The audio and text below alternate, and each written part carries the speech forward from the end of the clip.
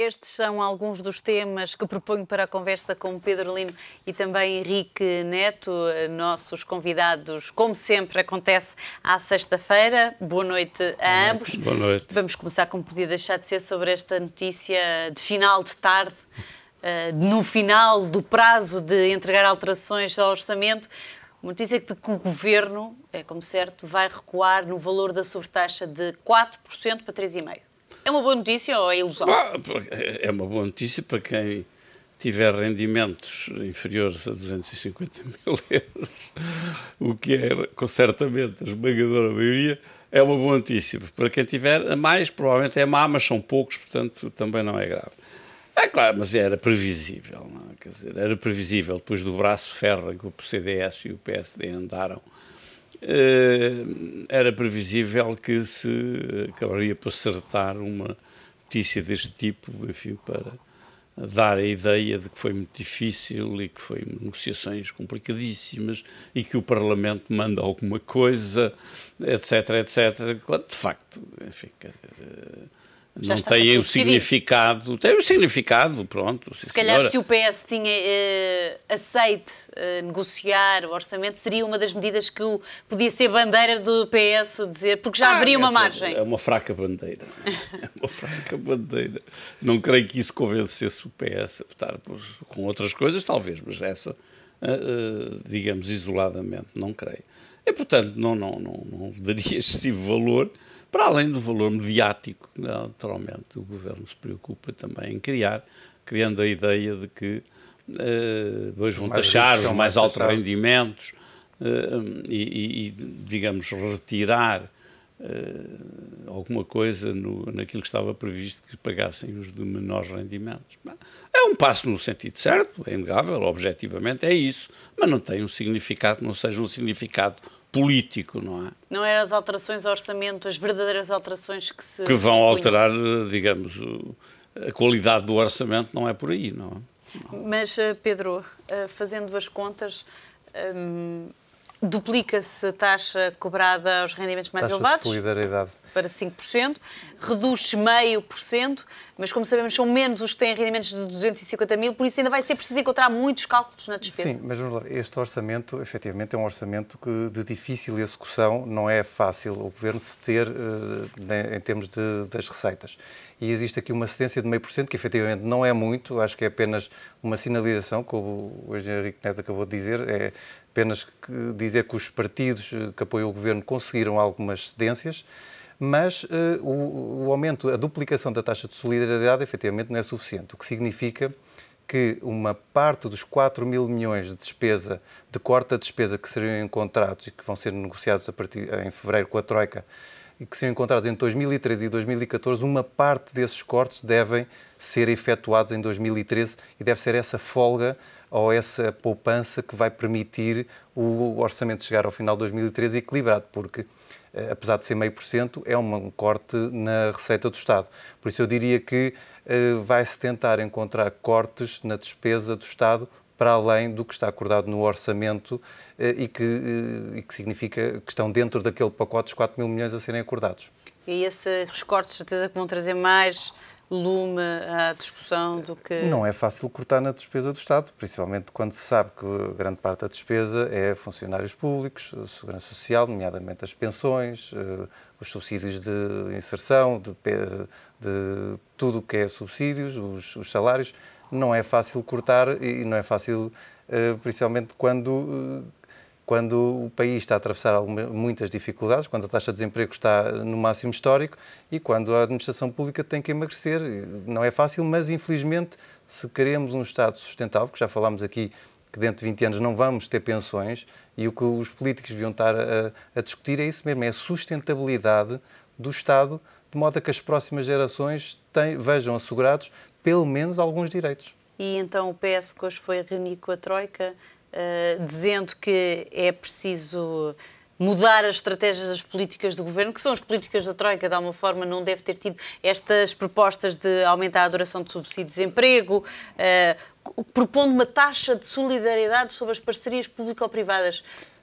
Encontrar dinheiro noutro sítio que não no bolso dos portugueses? Lá está. Houve uma frase que o líder do PS disse que eu acho que foi um bocado infeliz, que foi: de um lado está a Troika e o Governo e do outro o PS. Isso dá uma má imagem de Portugal, porque não nos podemos esquecer que o PS também assinou um acordo com a Troika e não nos podemos agora pensar que tudo o que o Governo está a fazer é novo e que ninguém sabia. E a ideia que às vezes dá é que, quando nós precisamos de dinheiro, assinamos tudo de cruz, nem lemos o que está lá, porque precisávamos de pagar aos funcionários públicos. E depois, no ano a seguir, agora que já temos o dinheiro, vamos pensar isto 2 vezes. E eu só acho que há aqui uma falha por parte do PS, porque ele tem que participar nesta reforma ou no que queremos do Estado.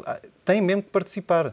E acho que o líder do PS devia ter mais coragem em primeiro assumir que houve coisas que foram feitas, que foram erradas por parte do governo anterior, mas que temos que virar a página e ir para a frente. E estamos sempre aqui a tentar atirar culpas uns para os outros e isso não ajuda a imagem do país. As taxas de juros têm vindo a subir outra vez. Cada vez que há um desentendimento no Parlamento, é isso que eles têm que perceber, isto custa dezenas de milhões de euros aos portugueses em aumento de juros. Porque Portugal ainda não consegue, não é autossuficiente, tem que emitir dívida. E é muito fácil falar na estratégia de crescimento. Sim, senhor, mas também já aqui falámos, não é porque temos uma taxa de IRC de 10% que vamos atrair todos os investimentos, porque temos que falar da justiça, temos que falar da educação. Os portugueses, pronto, a nível de formação até são bem formados, mas temos que falar da burocracia, temos que falar de uma série de aspectos que não só o fiscal é uma componente, mas há toda depois uma envolvente que tem que ser negociada. E falar em crescimento no momento em que nós não temos acesso ao mercado e estamos dependentes da Troika, porque algo que também saiu hoje, ficou claro quando o líder do PS falou, é que estes 4 mil milhões foram exigidos pela Troika. Não foi algo que o Governo disse, não, nós agora queremos mais 4 mil milhões de austeridade aos portugueses. Isto é exigido. Ou seja, nós estamos, no fundo, de pés sobre e mãos a atados. batuta da Troika. Infelizmente, e qualquer programa de crescimento tem que vir da Troika, porque nós, neste momento, estamos a cortar o máximo que podemos para diminuir o financiamento externo, para não necessitarmos dos mercados. E tanto que na próxima semana vai ser anunciado o último leilão de bilhetes de Portugal, que viria outro para dezembro, felizmente parece que não é necessário, mas nós estamos dependentes do mercado. Enquanto isso for assim, não adianta estamos a falar em estratégia de crescimento, porque parece que é tudo muito fácil, mas na verdade, qual é a alternativa? E já vamos falar sobre esse mercado e pelos avisos da FITES. Esta estratégia de crescimento parecia ter vindo quando Angela Merkel falou no tal Banco de Fomento, que agora já vai dizer, com o apoio do Banco Alemão, que já vai dizer que não, nós vamos participar, vamos com um apoio técnico, não há dinheiro envolvido. Por isso a estratégia de crescimento quase que se esfumaça. Pois, tem sido não existente, não é? Quer do Governo e quer, como disse o Pedro, da oposição, ou pelo menos do Partido Socialista. E o Partido Socialista tem seguido uma estratégia que eu acho errada, enfim, tenho dito que é errada e vem-se a demonstrar, porque se colocou na pior das situações. Se o Partido Socialista tem, enfim, feito um programa para o crescimento autónomo, aliás, seria o único, visto que não há outro. E era possível fazê-lo. Era e é possível fazer um programa para o crescimento. Portugal tem, ainda ontem, houve um debate no Centro de Congressos, organizado pelo Fórum da Competitividade e pela Associação Industrial Portuguesa, com pessoas, enfim, estudiosas destas questões e estudiosas, enfim, com alguma profundidade. E surgiram muitas ideias sobre o crescimento possível da economia portuguesa, ou pelo menos de que deveríamos fazer as duas coisas em paralelo, pensar o crescimento ao mesmo tempo que se tratava do problema do ajustamento. O Partido Socialista tem defendido enfim, uma estratégia de crescimento, mas não diz como, não é? Ao não dizer como, fragiliza a sua posição. Ora, e por outro lado diz que há que negociar com a Troika, no sentido exatamente de promover esse crescimento. Ora, tendo ontem, ou hoje já, não sei, tido reuniões com a Troika e tendo lá saído sem nada, tendo a Troika recusado, suponho que as propostas do Partido Socialista, isto ainda fragiliza mais o Partido Socialista, porque se chegasse à Troika com propostas que elas pudessem ser aceitáveis, dir-se-ia, bom, o Partido Socialista tem alguma ideia alternativa à ideia do Governo. sabendo-se que o Partido Socialista assinou o acordo com a Troika e tendo a Troika recusado as propostas do Partido Socialista, qual é a alternativa? A única alternativa teria sido se o Partido Socialista tivesse apresentado propostas por si próprio, alternativa.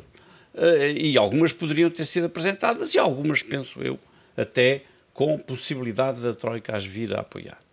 Ou seja, em resumo, o Governo, nesse aspecto, por omissão, marcou pontos, na medida em que o Partido Socialista saiu lá, como se costuma dizer, sem nada para poder apresentar da sua intervenção junto da Troika e, nesse caso, não pode mover, não pode ou não deve credivelmente continuar a dizer que é preciso negociar com a Troika, porque demonstrou-se que a Troika não está disponível para isso. Pelo menos pelos caminhos do PS. E isso, de alguma forma, também torna mais frágil a sua inviabilização, ou a sua recusa, não abster-se, não viabilizar o próximo orçamento?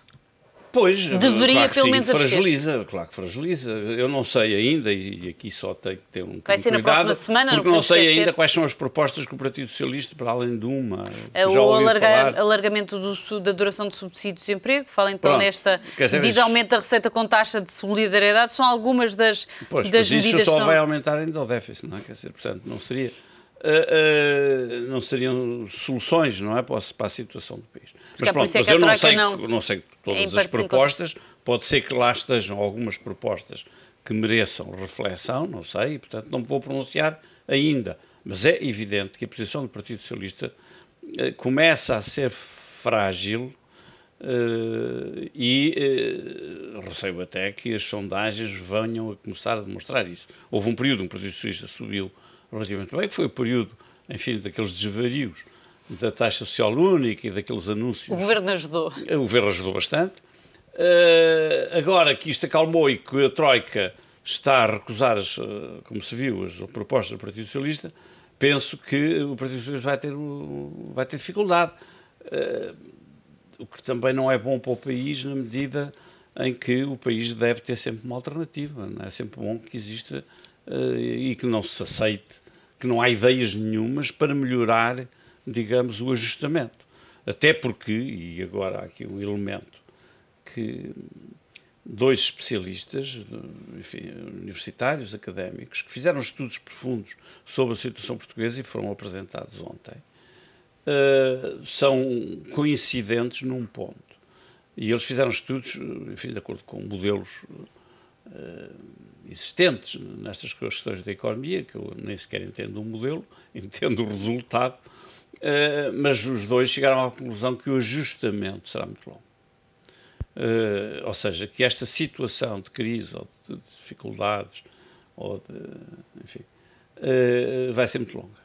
Eles não disseram quantos anos, mas por aquilo que se via nos modelos, seria sempre entre 4, 7 ou muito mais anos. O ministro Vítor Gaspar já admitiu também, Teodoro Cardoso, do responsável do Banco de Portugal, todas as entidades admitem que vão ser precisos muitos anos. Depois ainda, nos técnicos, debatia-se uma questão que é relevante, de que o ajustamento seria automático, ou seja, de que a redução dos custos de trabalho e a redução do poder de compra, por si só, ou seja, a austeridade, por si só faria o ajustamento. A opinião dos dois especialistas foi de que não era assim. Quer dizer, de que o sistema nunca seria automático. Ou seja, depende de medidas que possam ser tomadas num ou noutro sentido. Não há um ajustamento automático pelo simples facto da redução do custo dos salários e pela redução do poder de compra. Ou seja, a redução do poder de compra facilita o equilíbrio das contas externas, não é? Mas prejudica as internas, como prejudica as internas, como nós vimos a nossa execução, os nossos impostos, a receita, etc. E, portanto, o chamado automatismo, em que presentes a maioria acreditava que era a filosofia do Ministro das Finanças, que o Ministro das Finanças acreditaria nesse automatismo, e que era isso que conduzia o Ministro das Finanças a dizer não há que mudar nada, há que continuar, porque chegaria a um ponto em que havia uma reversão. Pode falhar, pelo menos caminhar para o falhanço. Pelo menos ouvidos e que fizeram estudos relativos, um deles até está numa universidade portuguesa, está na Nova, ou na Católica, está, um deles. É estrangeiro, mas está cá a ensinar. Dizia que propriamente não se resolvia por si próprio. E o outro é português, e ambos foram unânimes em dizer que, por um lado, o problema não se resolvia automaticamente, e, por outro lado, que o ajustamento seria sempre um ajustamento muito prolongado. Eles reconhecem que o ajustamento se fará mais rapidamente, aliás, já está a fazer, pela via externa, não é? Que é uma parte do ajustamento, mas não se faz pela via interna. Como nós vemos, com a austeridade imposta e também com esses anos, os portugueses irão aguentar mais, ou vamos ter mais, vamos ter novamente estes episódios que vimos. Aliás, alguém esta disse semana. nesse debate que não havia na história da economia nenhum caso de um ajustamento muito prolongado, não é?